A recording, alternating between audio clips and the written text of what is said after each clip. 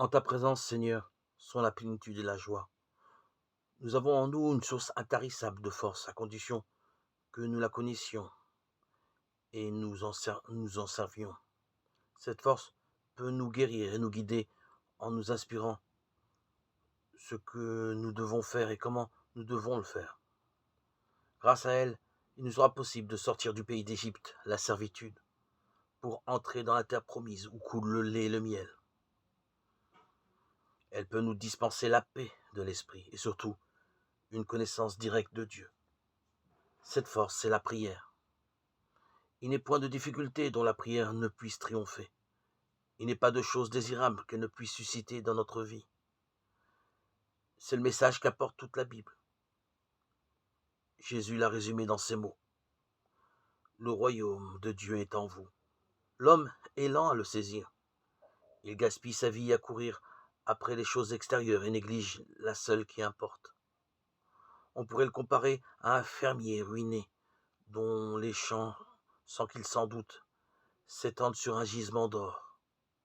Affolé, il s'adresse à une banque pour obtenir des crédits. Il supplie les membres de sa famille et les prêteurs de venir à son secours, tandis que le gisement d'or est là, intact et ignoré de tous. Cette vérité a été dramatiquement illustrée par un événement survenu il y a quelques années. On découvrit le corps d'un clochard vêtu de haillons près d'un four à chaud où il s'était glissé, évidemment, pour se réchauffer. L'autopsie faite, on déchira ses vêtements pour les brûler dans l'incinérateur et l'on découvrit cousu dans la doublure de son pantalon un billet de banque représentant une grosse somme.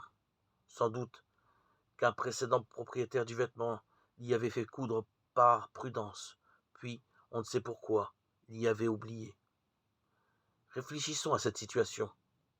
Le pauvre clochard avait dû s'asseoir plus d'une fois devant une tasse de café tiède et un morceau de pain rassis, tout heureux encore de cette aubaine, alors qu'il avait sous lui, sans qu'il le sût, un billet de $1000.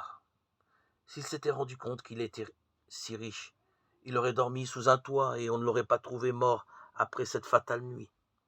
Peut-être que ce capital lui aurait permis de prendre un nouveau départ, de réussir dans la vie. Par certains côtés, bien des gens ressemblent à ce clochard. Ils sentent en effet que quelque chose leur manque, même s'ils ont beaucoup d'argent. Cela ne les empêche pas d'être des pauvres sous le rapport de la santé, du bonheur, de la vie spirituelle.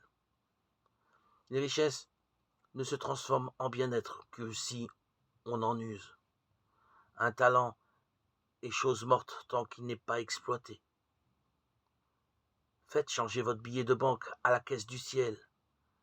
Faites-le fructifier dans votre vie. Voici maintenant le temps favorable. Voici maintenant le jour du salut. 2 Corinthiens 6, 2.